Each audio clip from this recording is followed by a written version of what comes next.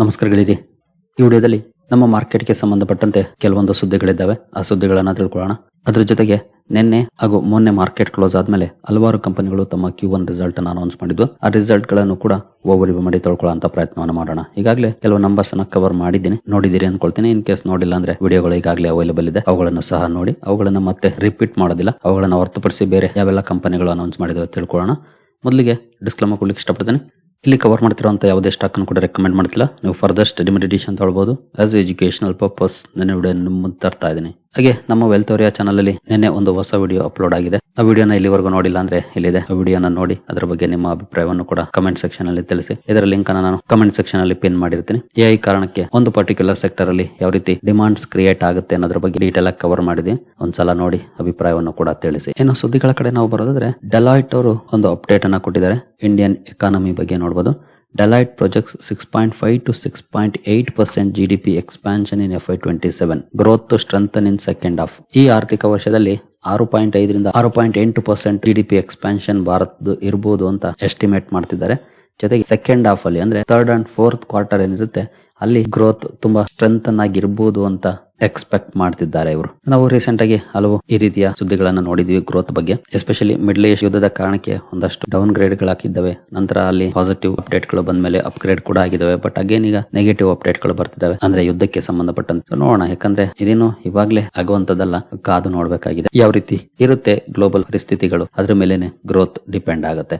So ಸದ್ಯದ ಮಟ್ಟಿಗೆ Deloitte ಅವರಂತೂ 6.5 to 6.8% ಎಕ್ಸ್ಪಾನ್ಷನ್ ಇರಬಹುದು ಅಂತ ಎಸ್ಟಿಮೇಟ್ ಮಾಡ್ತಿದ್ದಾರೆ. ಇನ್ನು ಟೆಕ್ಸ್ಟೈಲ್ ಸೆಕ್ಟರ್ ಗೆ ಸಂಬಂಧಪಟ್ಟಂತೆ ಒಂದು ಸುದ್ದಿ ಇದೆ ನೋಡಬಹುದು.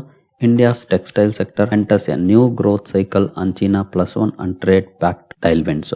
ಇತ್ತೀಚೆಗೆ ಅದರಲ್ಲೂ ಎಸ್ಪೆಷಲಿ 2020-21 ನಂತರ ಯಾವಾಗ ಕೊರೋನಾ ಔಟ್ ಬ್ರೇಕ್ ಆಯ್ತು ಚೀನಾದಲ್ಲಿ, ಅಲ್ಲಿಂದ ಸಾಕಷ್ಟು ಕಂಪನಿಗಳು ಬೇರೆ ಕಡೆ ತಮ್ಮ ಸಪ್ಲೈ ಚೈನ್ ಅನ್ನ ಶಿಫ್ಟ್ ಮಾಡ್ತಿದ್ದಾವೆ. ಅದೇ ನಿಟ್ಟಿನಲ್ಲಿ ಭಾರತ ಒಂದಷ್ಟು ಅಡ್ವಾಂಟೇಜ್ ಗಳನ್ನು ಕೂಡ ಪಡ್ಕೊಂಡಿದೆ. ಅದೇ ಕಾರಣಕ್ಕೆ ಆಪಲ್ ಭಾರತಕ್ಕೆ ಬಂದಿದ್ದು, ಯಾಕಂದ್ರೆ ಕೊರೋನಾ ಕಾರಣಕ್ಕೆ ಸಪ್ಲೈನೇ ಇಲ್ದಂಗ ಆಗ್ಬಿಟ್ಟಿತ್ತು. ಅವಾಗ್ಲೇ ಎಲ್ರಿಗೂ ಒಂದು ಅರ್ಥ ಆಗಿದ್ದು ಅದೇನಂತಂದ್ರೆ, ಒಂದು ದೇಶದ ಮೇಲೆ ಡಿಪೆಂಡ್ ಆದ್ರೆ ಯಾವಾಗ ಬೇಕಾದ್ರೂ ಡಿಸ್ರಪ್ಷನ್ ಆಗಬಹುದು ಅಂತ. ಹಾಗಾಗಿ ಚೀನಾದ ಮೇಲೆ ಡಿಪೆಂಡೆನ್ಸಿಯನ್ನು ಹೊಂದಿದ್ದ ಹಲವು ಕಂಪನಿಗಳು ಈಗ ಬೇರೆ ಬೇರೆ ದೇಶಗಳಲ್ಲಿ ತಮ್ಮ ಮ್ಯಾನುಫ್ಯಾಕ್ಚರಿಂಗ್ ಹಾಗೂ ಪ್ಯಾಕೇಜಿಂಗ್ ಪ್ಲಾಂಟ್ ಗಳನ್ನ ತೆರೀತಾ ಇದ್ದಾವೆ. ಅದೇ ರೀತಿಯ ಟೈಲ್ವಿಂಡ್ಸ್ ಈಗ ಟೆಕ್ಸ್ಟೈಲ್ ಸೆಕ್ಟರ್ಗೂ ಕೂಡ ಬರ್ತಾ ಇದೆ. ಯಾಕಂದ್ರೆ ಅಗೇನ್ ದೊಡ್ಡ ದೊಡ್ಡ ಬ್ರಾಂಡ್ ಗಳು ಒಂದೇ ದೇಶದ ಮೇಲೆ ಡಿಪೆಂಡ್ ಆದ್ರೆ ಅಲ್ಲೇನಾದ್ರೂ ಸಮಸ್ಯೆ ಆಯ್ತು ಅಂದ್ರೆ, ಲೈಕ್ ಕೋವಿಡ್, ಕಂಪನಿಯ ಬಿಸ್ನೆಸ್ ಸ್ಟಾಪ್ ಆಗುವಂತ ಚಾನ್ಸಸ್ ಇರುತ್ತೆ ಸಪ್ಲೈ ಚೈನ್ ಸರಿಯಾಗುವವರೆಗೂ. ಹಾಗಾಗಿ ಅದನ್ನ ಡೈವರ್ಸಿಫೈ ಮಾಡ್ತಿದ್ದಾರೆ. ಆ ನಿಟ್ಟಿನಲ್ಲಿ ಭಾರತದ ಟೆಕ್ಸ್ಟೈಲ್ ಸೆಕ್ಟರ್ ಕೂಡ ಅದರ ಲಾಭವನ್ನ ಪಡ್ಕೊಳ್ತಿದೆ. ಹಾಗೆ ಇತ್ತೀಚಿನ ಒಪ್ಪಂದಗಳು, ಫ್ರೀ ಟ್ರೇಡ್ ಅಗ್ರಿಮೆಂಟ್ಸ್ ನಾವು UK ಜೊತೆ ನೋಡಿದ್ವಿ, ನ್ಯೂಜಿಲೆಂಡ್ ಜೊತೆ ನೋಡಿದ್ವಿ, ಈಗ ಅಮೆರಿಕದ ಜೊತೆ ಕೂಡ ಮಾತುಕತೆಗಳು ನಡೀತಾ ಇದೆ. ಹಾಗೆ ಯುರೋಪಿಯನ್ ಯೂನಿಯನ್ ಜೊತೆ FTA ಮಾಡ್ಕೊಂಡ್ವಿ. ಸೊ ಈ ಎಲ್ಲ ಟ್ರೇಡ್ ಒಪ್ಪಂದಗಳೇನಿದ್ದಾವೆ ಅವುಗಳು ಕೂಡ ಈ ಸೆಕ್ಟರ್ಗೆ ಮುಂದಿನ ದಿನಗಳಲ್ಲಿ ಲಾಭವನ್ನ ತರಬಹುದು ಅಂತ ಎಕ್ಸ್ಪೆಕ್ಟ್ ಮಾಡಲಾಗ್ತಿದೆ. ಬಟ್ ಹೈಲಿ ಸೈಕ್ಲಿಕಲ್ ಸೆಕ್ಟರ್ ಇದು, ನಾವು ಪ್ರತಿದಿನ ಯೂಸ್ ಮಾಡ್ತೀವಿ. ಆದ್ರೆ ನೀವು ಯಾವುದೇ ಕಂಪನಿಯ ಪರ್ಫಾರ್ಮೆನ್ಸ್ ಅನ್ನು ನೋಡಿ, ಕನ್ಸಿಸ್ಟೆಂಟ್ ಪರ್ಫಾರ್ಮೆನ್ಸ್ ಇಲ್ಲ. ಕೆಲವು ವರ್ಷ ತುಂಬಾ ಚೆನ್ನಾಗಿ ಪರ್ಫಾರ್ಮ್ ಮಾಡ್ತವೆ, ಕೆಲವು ವರ್ಷ ತುಂಬಾನೇ ಅಂಡರ್ ಪರ್ಫಾರ್ಮೆನ್ಸ್ ಮಾಡ್ತವೆ. ಅದೇ ರೀತಿ ರಿಸ್ಕಿ ಸೆಕ್ಟರ್, ಆ ಸೈಕಲ್ಸ್ ಅನ್ನ ಅರ್ಥ ಮಾಡ್ಕೊಂಡು ಹೂಡಿಕೆ ಮಾಡುವಂತವ್ರಿಗೆ ಓಕೆ, ಆದ್ರೆ ಅದನ್ನ ಅರ್ಥ ಮಾಡ್ಕೊಳಕ್ ಆಗದೆ ಇರೋರಿಗೆ ಖಂಡಿತ ಇದು ಒಳ್ಳೆಯ ಸೆಕ್ಟರ್ ಆಗ್ಲಾರ್ದು. ಖಂಡಿತ ಒಂದಷ್ಟು ಪಾಸಿಟಿವ್ ಅಪ್ಡೇಟ್ ಗಳಿದಾವೆ, ಇಲ್ಲ ಅಂತಲ್ಲ. ಆದ್ರೂ ಕೂಡ ಸೆಕ್ಟರ್ ವೈಸ್ ನೋಡಿದ್ರೆ ಒಂದಷ್ಟು ಚಾಲೆಂಜಸ್ ಇದೆ. ಜೊತೆಗೆ ಕನ್ಸಿಸ್ಟೆಂಟ್ ಪರ್ಫಾರ್ಮರ್ ಅಂತ ಇಲ್ಲಿ ಸಿಗೋದು ಕಷ್ಟ. ಜೊತೆಗೆ ರಿಸ್ಕ್ ಜೊತೆಗೂಡಿನೇ ಬರ್ತವೆ ಕಂಪನೀಸ್ ಕೂಡ. ಬಟ್ ಒಂದಷ್ಟು ಪಾಲಿಸಿ ಟೈಲ್ ವಿಂಡ್ಸ್ ಸೆಕ್ಟರ್ಗೆ ಅಡ್ವಾಂಟೇಜ್ ಅನ್ನ ತರ್ತಾ ಇದೆ. ಸೊ ಇಂಟ್ರೆಸ್ಟ್ ಇರೋರು ಸ್ಟಡಿ ಮಾಡಬಹುದು ಸೆಕ್ಟರ್ ನ ಬಗ್ಗೆ. ಇನ್ನು ಮುಂದುವರಿಯೋ ಮುಂಚೆ ಡಿಸ್ಕ್ರಿಪ್ಷನ್ ಅಲ್ಲಿ ಅಕೌಂಟ್ ಅನ್ನು ಓಪನ್ ಮಾಡ್ಕೊಳ್ಳುವಂತ ಲಿಂಕ್ ಇದೆ. ಇಂಟ್ರೆಸ್ಟ್ ಇರೋರು ಅಕೌಂಟ್ ಓಪನ್ ಮಾಡ್ಕೊಳ್ಬಹುದು. ಇನ್ ಕೇಸ್ ನಿಮಗೆ ಹೂಡಿಕೆಗೆ ಸಂಬಂಧಪಟ್ಟಂತೆ ಏನಾದರೂ ಸಪೋರ್ಟ್ ಬೇಕು ಅಂದ್ರೆ ಇಲ್ಲಿರುವಂತಹ ನಂಬರ್ಗಳ ಮೂಲಕ ನಮ್ಮ ಟೀಮ್ ನ ಸಂಪರ್ಕ ಮಾಡಬಹುದು. ಬಟ್ ಸಪೋರ್ಟ್ ಸಿಗಬೇಕು ಅಂದ್ರೆ ನೀವು ನಮ್ಮ ಮೂಲಕ ಅಕೌಂಟ್ ಅನ್ನು ಓಪನ್ ಮಾಡ್ಕೊಂಡಿರಬೇಕಾಗುತ್ತೆ. ಹಾಗಾಗಿ ಡಿಸ್ಕ್ರಿಪ್ಷನ್ ಇರುವಂತಹ ಲಿಂಕ್ ಅನ್ನು ಬಳಸಿಕೊಂಡು ಅಕೌಂಟ್ ಅನ್ನು ಓಪನ್ ಮಾಡಿಕೊಂಡು ಸಂಪರ್ಕ ಮಾಡಬಹುದು. ಇನ್ನು ರಿಸಲ್ಟ್ ಗಳ ಕಡೆ ಬಂದ್ರೆ, RBL ಬ್ಯಾಂಕ್ ಮೊನ್ನೆ ರಿಸಲ್ಟ್ ಅನ್ನು ಅನೌನ್ಸ್ ಮಾಡಿದೆ. ಪರ್ಫಾರ್ಮೆನ್ಸ್ ನೋಡಬಹುದು, ಇಯರ್ಲಿ ಕ್ವಾರ್ಟರ್ಲಿ ಡಿಸೆಂಟ್ ಇಂಪ್ರೂವ್ಮೆಂಟ್ ನೋಡ್ಲಿಕ್ಕೆ ಸಿಕ್ಕಿದೆ. ಕಂಪನಿಯ ಸೇಲ್ಸ್ ಅಲ್ಲಿ, ಎಬಿಟ್ ಅಲ್ಲಿ ಕೂಡ ಇಂಪ್ರೂವ್ಮೆಂಟ್ ಇದೆ. ನೆಟ್ ಪ್ರಾಫಿಟ್ ಅಲ್ಲೂ ಕೂಡ ಇಂಪ್ರೂವ್ಮೆಂಟ್ ನೋಡ್ಲಿಕ್ಕೆ ಸಿಕ್ಕಿದೆ ಕಂಪನಿಯ ನಂಬರ್ಸ್ ಅಲ್ಲಿ. ನಂತರ ಟಾಟಾ ಟೆಕ್ನಾಲಜೀಸ್, ಇದು ಕೂಡ ನೋಡಬಹುದು, ಇಯರ್ಲಿ ಕ್ವಾರ್ಟರ್ಲಿ ಒಳ್ಳೆ ಇಂಪ್ರೂವ್ಮೆಂಟ್ ಇದೆ ಕಂಪನಿಯ ಸೇಲ್ಸ್ ಅಲ್ಲಿ. ಎಬಿಟ್ ಅಲ್ಲಿ ಕೂಡ ಒಳ್ಳೆ ಪರ್ಫಾರ್ಮೆನ್ಸ್ ಇದೆ. ನಂತರ ನೆಟ್ ಪ್ರಾಫಿಟ್ ಅಲ್ಲಿ ಕ್ವಾರ್ಟರ್ಲಿ ಸ್ವಲ್ಪ ಡೌನ್ ಇದೆ. ಇಯರ್ಲಿ 6% ಇಂಪ್ರೂವ್ ಆಗಿದೆ ಕಂಪನಿಯ ನೆಟ್ ಪ್ರಾಫಿಟ್. ನಂತರ ಪುನಾವಾಲಾ ಫಿನ್ಕಾರ್ಪ್, ಇದು ಕೂಡ ಶುಕ್ರವಾರ ಮಾರ್ಕೆಟ್ ಕ್ಲೋಸ್ ಆದ್ಮೇಲೆ ರಿಸಲ್ಟ್ ಅನ್ನು ಅನೌನ್ಸ್ ಮಾಡಿದೆ. ಪರ್ಫಾರ್ಮೆನ್ಸ್ ನೋಡಬಹುದು, ಇಯರ್ಲಿ ಕ್ವಾರ್ಟರ್ಲಿ ಎರಡು ಕಡೆ ಇಂಪ್ರೂವ್ಮೆಂಟ್ ಇದೆ. ಇಯರ್ ಆನ್ ಇಯರ್ ಅಂತೂ ತುಂಬಾ ಒಳ್ಳೆ ಇಂಪ್ರೂವ್ಮೆಂಟ್ ಇದೆ. ಕ್ವಾರ್ಟರ್ಲಿ ಕೂಡ ಡಿಸೆಂಟ್ ಇಂಪ್ರೂವ್ಮೆಂಟ್ ನೋಡ್ಲಿಕ್ಕೆ ಸಿಕ್ಕಿದೆ. ಎಬಿಟ್ ಅಲ್ಲಿ ಕೂಡ ಒಳ್ಳೆ ಪರ್ಫಾರ್ಮೆನ್ಸ್ ಇದೆ, ಮೋರ್ ದನ್ 100% ಅಪ್ ಆಗಿದೆ. ನೆಟ್ ಪ್ರಾಫಿಟ್ ಅಲ್ಲೂ ಕೂಡ ಒಳ್ಳೆ ಪರ್ಫಾರ್ಮೆನ್ಸ್ ನೋಡ್ಲಿಕ್ಕೆ ಸಿಕ್ಕಿದೆ. ನೋಡೋಣ ಮಾರ್ಕೆಟ್ ಯಾವ ರೀತಿ ರಿಯಾಕ್ಟ್ ಮಾಡುತ್ತೆ ಸೋಮವಾರ ಅಂತ. ಇನ್ನು ಒಬೆರಾಯ್ ರಿಯಾಲ್ಟಿ ಕ್ವಾರ್ಟರ್ಲಿ ನೋಡಬಹುದು ಡೌನ್ ಇದೆ, ಇಯರ್ಲಿ 32% ಅಪ್ ಇದೆ ಕಂಪನಿಯ ಸೇಲ್ಸ್. ಎಬಿಟ್ ಅಲ್ಲೂ ಕೂಡ ಕ್ವಾರ್ಟರ್ಲಿ ಡೌನ್ ಇದೆ, ಇಯರ್ಲಿ ಅಪ್ ಆಗಿದೆ. ನೆಟ್ ಪ್ರಾಫಿಟ್ ಅಲ್ಲೂ ಕೂಡ ಕ್ವಾರ್ಟರ್ಲಿ ಡೌನ್ ಇದೆ, ಇಯರ್ಲಿ ಅಪ್ ಆಗಿದೆ. ನಂತರ ತತ್ವಚಿಂತನ್ ಫಾರ್ಮಾ, ಇಲ್ಲಿ ಕೂಡ ಪರ್ಫಾರ್ಮೆನ್ಸ್ ನೋಡಬಹುದು ಚೆನ್ನಾಗಿ ಇಂಪ್ರೂವ್ ಆಗಿದೆ. ಇಯರ್ಲಿ ಕ್ವಾರ್ಟರ್ಲಿ ಸೇಲ್ಸ್ ಅಲ್ಲಿ ಎಬಿಟ್ ಅಲ್ಲಿ ಇಂಪ್ರೂವ್ ಆಗಿದೆ. ನೆಟ್ ಪ್ರಾಫಿಟ್ ಅಲ್ಲೂ ಕೂಡ ಒಳ್ಳೆ ಇಂಪ್ರೂವ್ಮೆಂಟ್ ನೋಡ್ಲಿಕ್ಕೆ ಸಿಕ್ಕಿದೆ. ನಂತರ ಫೆಡರಲ್ ಬ್ಯಾಂಕ್ ನ ನಂಬರ್ಸ್ ಕ್ವಾರ್ಟರ್ಲಿ ಸ್ವಲ್ಪ ಡೌನ್ ಇದೆ, ಸ್ಲೈಟ್ಲಿ, ಬಿಗ್ ಡಿಫರೆನ್ಸ್ ಏನಲ್ಲ, slightly. Revenue wise yearly 10% up ಆಗಿದೆ. ಎಬಿಟ್ ಅಲ್ಲಿ ಇಯರ್ಲಿ ಕ್ವಾರ್ಟರ್ಲಿ ಎರಡು ಕಡೆ ಡಿಸೆಂಟ್ ಇಂಪ್ರೂವ್ಮೆಂಟ್ ಇದೆ. ನೆಟ್ ಪ್ರಾಫಿಟ್ ಅಲ್ಲಿ ಕ್ವಾರ್ಟರ್ಲಿ ಡೌನ್ ಇದೆ, ಇಯರ್ಲಿ ಒಳ್ಳೆ ಇಂಪ್ರೂವ್ಮೆಂಟ್ ನೋಡ್ಲಿಕ್ಕೆ ಸಿಕ್ಕಿದೆ. ಇದೊಂದು ಬ್ಯಾಂಕ್ ಆಗಿರೋದ್ರಿಂದ NPS ಕೂಡ ಚೆಕ್ ಮಾಡ್ಕೊಳ್ಳಿ. ನಂತರ ಆವೆಲ್ಸ್ ಇಂಡಿಯಾ ಸೇಲ್ಸ್ ನೋಡಬಹುದು, ಕ್ವಾರ್ಟರ್ಲಿ ಸ್ವಲ್ಪ ಡೌನ್ ಇದೆ, ಇಯರ್ಲಿ 19% ಅಪ್ ಆಗಿದೆ. ಬಟ್ ಎಬಿಟ್ ಅಲ್ಲಿ ಇಯರ್ಲಿ ಕ್ವಾರ್ಟರ್ಲಿ ಎರಡು ಕಡೆ ಡೌನ್ ಇದೆ. ನೆಟ್ ಪ್ರಾಫಿಟ್ ಅಲ್ಲೂ ಕೂಡ ಡೌನ್ ಪರ್ಫಾರ್ಮೆನ್ಸ್ ನೋಡ್ಲಿಕ್ಕೆ ಸಿಕ್ಕಿದೆ ಆವೆಲ್ಸ್ ಇಂಡಿಯಾದಲ್ಲಿ. ನಂತರ JSW ಸ್ಟೀಲ್ ಕ್ವಾರ್ಟರ್ಲಿ ಸ್ವಲ್ಪ ಡೌನ್ ಇದೆ, ಇಯರ್ಲಿ 10% ಅಪ್ ಆಗಿದೆ ಸೇಲ್ಸ್. ಎಬಿಟ್ ಅಲ್ಲಿ ಇಯರ್ಲಿ ಕ್ವಾರ್ಟರ್ಲಿ ಎರಡು ಕಡೆ ಇಂಪ್ರೂವ್ಮೆಂಟ್ ಇದೆ. ನೆಟ್ ಪ್ರಾಫಿಟ್ ಅಲ್ಲಿ ಇಯರ್ಲಿ ಇಂಪ್ರೂವ್ಮೆಂಟ್ ಇದೆ. ಕ್ವಾರ್ಟರ್ಲಿ ಒಂದಷ್ಟು ಅಡ್ಜಸ್ಟ್ಮೆಂಟ್ಸ್ ಇತ್ತು ಲಾಸ್ಟ್ ಕ್ವಾರ್ಟರ್, ಹಾಗಾಗಿ ಬಿಗ್ ಡಿಫರೆನ್ಸ್ ಆಗಿದೆ ಅಡ್ಜಸ್ಟ್ಮೆಂಟ್ ನ ಕಾರಣಕ್ಕೆ.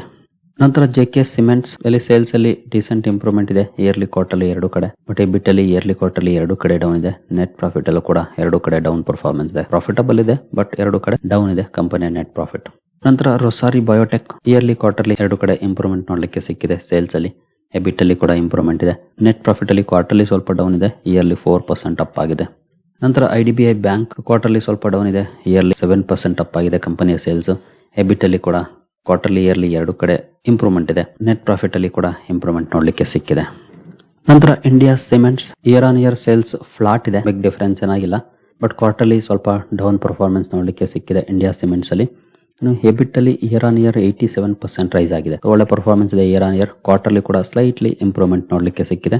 ಏನು ನೆಟ್ ಪ್ರಾಫಿಟ್ ಅಲ್ಲಿ ಇಯರ್ಲಿ ಅಂತೂ ತುಂಬಾ ಚೆನ್ನಾಗಿದೆ, ಯಾಕಂದ್ರೆ ಹಿಂದಿನ ಸಲ 133 ಕೋಟಿ ಲಾಸ್ ಇತ್ತು ಕಂಪನಿದು, ಈ ಸಲ 26 ಕೋಟಿ ಪ್ರಾಫಿಟ್ ರಿಪೋರ್ಟ್ ಮಾಡಿದೆ. ಬಟ್ ಕ್ವಾರ್ಟರ್ಲಿ ಡೌನ್ ಇದೆ. ಅಡ್ಜಸ್ಟ್ಮೆಂಟ್ ನೋಡಿದ್ರೆ ಹಿಂದಿನ ಸಲ ಎಸ್ಪೆಷಲಿ ಜೂನ್ 25 ಅಲ್ಲಿ 124 ಕೋಟಿ ಮೈನಸ್ ಆಗಿತ್ತು ಅಡ್ಜಸ್ಟ್ಮೆಂಟ್ ಕಾರಣಕ್ಕೆ, ಹಾಗಾಗಿ ಬಿಗ್ ಡಿಫರೆನ್ಸ್ ಆಗಿದೆ. ಈ ಸಲನೂ ಕೂಡ 25 ಕೋಟಿ ಮೈನಸ್ ಆಗಿದೆ. ಬಟ್ ಸ್ಟಿಲ್ ಆ ಅಡ್ಜಸ್ಟ್ಮೆಂಟ್ ನಂತರ ಕೂಡ ಇಯರ್ಲಿ ಒಳ್ಳೆ ಇಂಪ್ರೂವ್ಮೆಂಟ್ ಇರುತ್ತೆ, ಬಟ್ ಕ್ವಾರ್ಟರ್ಲಿ ಸ್ವಲ್ಪ ಡೌನ್ ಇದೆ.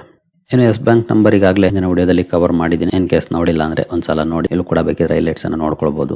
ಕೋಟಕ್ ಬ್ಯಾಂಕ್ ಕೂಡ ಹಿಂದಿನ ವಿಡಿಯೋದಲ್ಲಿ ಕವರ್ ಮಾಡಿದ್ದೀನಿ, ಇಲ್ಲೂ ಕೂಡ ನೋಡಬಹುದು ಹೈಲೈಟ್ಸ್ ಅನ್ನು. ಇನ್ನು ಪಂಜಾಬ್ ನ್ಯಾಷನಲ್ ಬ್ಯಾಂಕ್ ಬಗ್ಗೆ ಕೂಡ ಕೆಲವರು ಪ್ರಶ್ನೆ ಮಾಡಿದಿರಿ ಕಮೆಂಟ್ ಸೆಕ್ಷನ್ ಅಲ್ಲಿ. ಪರ್ಫಾರ್ಮೆನ್ಸ್ ನೋಡಬಹುದು, ಕಂಪನಿಯ ಸೇಲ್ಸ್ ಅಲ್ಲಿ ಸ್ಲೈಟ್ಲಿ ಇಂಪ್ರೂವ್ ಆಗಿದೆ, ಬಿಗ್ ಡಿಫರೆನ್ಸ್ ಏನಾಗಿಲ್ಲ, ಸ್ವಲ್ಪ ಮಟ್ಟಿಗೆ ಇಂಪ್ರೂವ್ ಆಗಿದೆ, ಅಥವಾ ಬೇಕಿದ್ರೆ ಫ್ಲಾಟ್ ಅಂತ ಹೇಳ್ಬೋದು. ಆ ರೀತಿ ಪರ್ಫಾರ್ಮೆನ್ಸ್ ಇದೆ, ಇಯರ್ ಆನ್ ಇಯರ್ ಆಗ್ಬೋದು ಅಥವಾ ಕ್ವಾರ್ಟರ್ಲಿ ಆಗ್ಬೋದು. ಇನ್ನು ಎಬಿಟ್ ಅಲ್ಲಿ ಪರ್ಫಾರ್ಮೆನ್ಸ್ ಅಲ್ಲೂ ಕೂಡ ಆಲ್ಮೋಸ್ಟ್ ಸಿಂಗಲ್ ಡಿಜಿಟ್ ಅಲ್ಲಿ ಗ್ರೋ ಆಗಿದೆ ನೋಡಬಹುದು, ಇಯರ್ಲಿ ಕ್ವಾರ್ಟರ್ಲಿ ಎರಡು ಕಡೆ. ಇನ್ನು ನೆಟ್ ಪ್ರಾಫಿಟ್ ಅಲ್ಲಿ ಈ ಸಲ ಬಿಗ್ ಡಿಫರೆನ್ಸ್ ಆಗಿದೆ, ಎಸ್ಪೆಷಲಿ ಇಯರ್ ಆನ್ ಇಯರ್ ನೋಡಬಹುದು. 2167 ಕೋಟಿಯಿಂದ 5815 ಕೋಟಿಗೆ ಜಂಪ್ ಆಗಿದೆ. ಹಿಂದಿನ ಸಲಕ್ಕೆ ಕಂಪೇರ್ ಮಾಡಿದ್ರು ಕೂಡ ಇಂಪ್ರೂವ್ಮೆಂಟ್ ಇದೆ ಕಂಪನಿಯ ನೆಟ್ ಪ್ರಾಫಿಟ್. ನೋಡೋಣ ಮಾರ್ಕೆಟ್ ಯಾವ ರೀತಿ ರಿಯಾಕ್ಟ್ ಮಾಡುತ್ತೆ ನಾಳೆ ಅಂತ ಪಂಜಾಬ್ ನ್ಯಾಷನಲ್ ಬ್ಯಾಂಕ್ ಅಲ್ಲಿ.